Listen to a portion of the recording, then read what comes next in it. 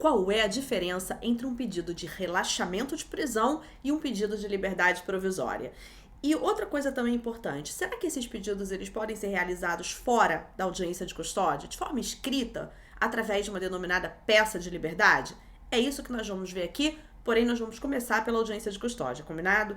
Eu sou Cristiane Dupré, advogo na área criminal aqui no Rio de Janeiro, meu escritório fica em Copacabana e eu coordeno também os cursos voltados para aqueles que querem advogar na área criminal ou já advogam na área criminal do Instituto Direito Penal Brasileiro. Depois dá uma olhadinha no link que eu vou deixar aqui abaixo, porque inclusive esse é um dos temas em que nós temos um módulo inteiro dentro do nosso curso de prática na advocacia criminal. Essa grande dúvida dos advogados, que gira em torno da audiência de custódia, tem muita relação com o pedido a ser feito. O que o advogado vai pedir, afinal? Porque o que o advogado quer, e o que o cliente quer, logicamente, na audiência de custódia, é conseguir a liberdade.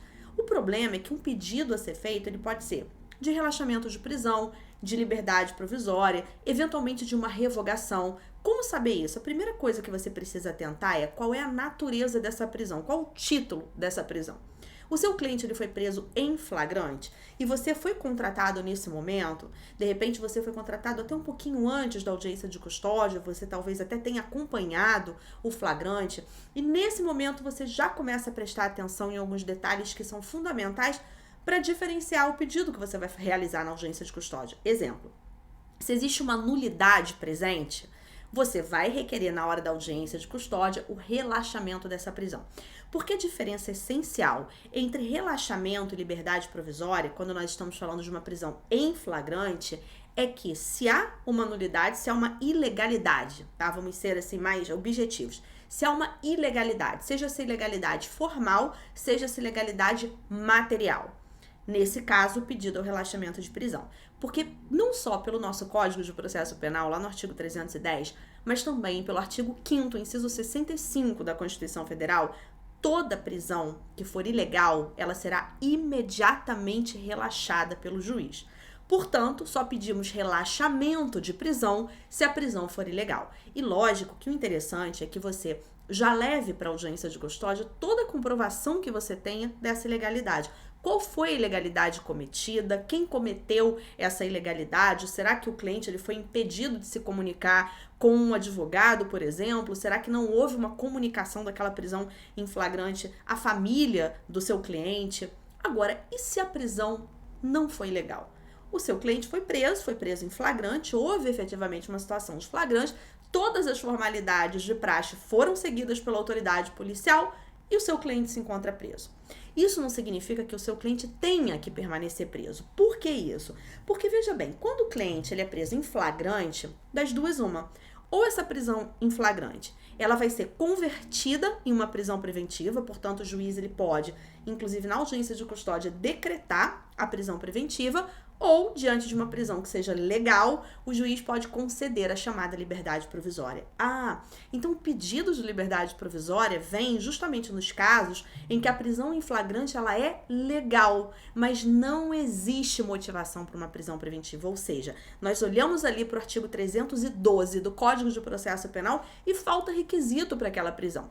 Só que isso também precisa ser demonstrado durante a audiência de custódia. Se você, como advogado, vai requerer a liberdade provisória do seu cliente, você tem que mostrar, olha, o meu cliente, ele tem um emprego certo, ainda que não tenha carteira assinada, leva declaração de emprego, assinada pelo dono da empresa, assinada pelo supervisor, com testemunha, leva comprovação de que ele já reside em um determinado local há muitos anos. Se não tem comprovante efetivo de residência e ele mora com um familiar, ele mora com uma pessoa com a qual ele tem amizade, ele tem um relacionamento, leva essa declaração de moradia, leve tudo que comprove a ausência de requisito previsto no artigo 312.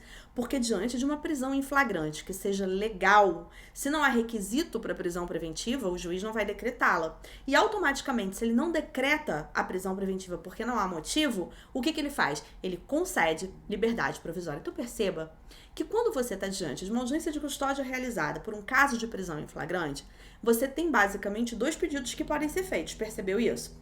Relaxamento de prisão de um lado, liberdade provisória do outro. O que vai diferenciar se a prisão ela foi ilegal, seja uma ilegalidade formal, seja uma ilegalidade material, você requer o relaxamento de prisão. Já se essa prisão foi legal e você não quer que seja decretada a prisão preventiva, ou seja, que essa prisão em flagrante seja convertida em prisão preventiva, então o que você requer é liberdade provisória. E isso, fazer o pedido correto, é fundamental. É uma questão técnica, não é mero preciosismo terminológico, porque são institutos diferentes. O relaxamento de prisão é uma coisa, a liberdade provisória é outra. Por mais que nos dois casos o seu cliente seja solto, e esse resultado em si ele seja igual, o instituto é diferente e o advogado precisa ser técnico e o cliente precisa notar a segurança na postura do advogado, naquilo que o advogado faz. Por isso que aqueles que vão advogar na área criminal, que é uma área da advocacia em que você lida com um bem tão precioso que é a liberdade do seu cliente, eu sempre digo isso aqui nos vídeos, tem que estudar para sempre, viu? Todo vídeo meu praticamente, olha que tem vídeos diários aqui em direito penal, processo penal, execução penal, tem aulas ao vivo todas as terças-feiras em que você pode participar, fazer as suas perguntas. Eu sempre falo isso. Escolheu ou pretende escolher advocacia criminal, vai estudar para sempre. Tem que se preparar, tem que saber muito bem o que está fazendo. Bom, e quanto à questão da peça de liberdade, é possível que isso seja por escrito? Eu não recomendo que se entregue por escrito uma peça em uma audiência de custódia. O interessante é realmente você discorrer sobre a questão que está sendo envolvida ali, se foi uma ilegalidade para que você peça o relaxamento, se for ausência de requisito para prisão preventiva, para que você peça liberdade provisória. Mas a peça de liberdade, ela serve para aquelas situações em que, eventualmente, você, como advogado, não participou da audiência de custódia, não vai participar da audiência de custódia. Aí sim, então vamos imaginar que você foi contratado, já houve a audiência de custódia, o seu cliente está preso, mas você nota, quando você vai pesquisar ali todos os detalhes do caso, você nota que houve uma ilegalidade. E quando há uma ilegalidade, tanto para prisão em flagrante quanto para prisão preventiva, tá? Relaxamento vale para as duas. Se há uma ilegalidade, o pedido a ser feito será de relaxamento e aí você tem uma peça de liberdade a ser feita.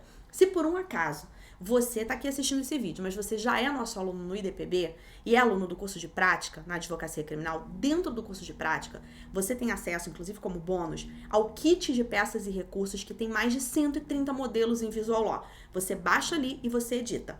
Inclusive, esses modelos estão sendo trocados agora por modelos que têm doutrina, que têm jurisprudência, vão sendo trocados aos pouquinhos, mas os modelos das peças de liberdade já foram, então você já tem pedido de relaxamento de prisão, ali com citação doutrinária, com citação jurisprudencial para casos diferentes, o que vai te ajudar muito. Basta você baixar isso na sua área de aluno e caso você ainda não seja aluno, eu te convido a conhecer o curso de prática na advocacia criminal, que tem grupo de WhatsApp com advogados de todo o Brasil, tem mais de 15 módulos, tem muita coisa para você aperfeiçoar sempre a sua advocacia criminal. Então, peça de liberdade você só usa se você não vai participar da audiência de custódia. Se você participa da audiência de custódia, você discorre sobre as questões envolvidas e você faz os seus pedidos de forma oral. Eu espero que esse vídeo tenha ajudado você. Não deixa de se inscrever aqui no canal para acompanhar os próximos e as nossas aulas ao vivo todas as terças-feiras às 19 horas. Foi um prazer estar aqui com você e até o próximo vídeo.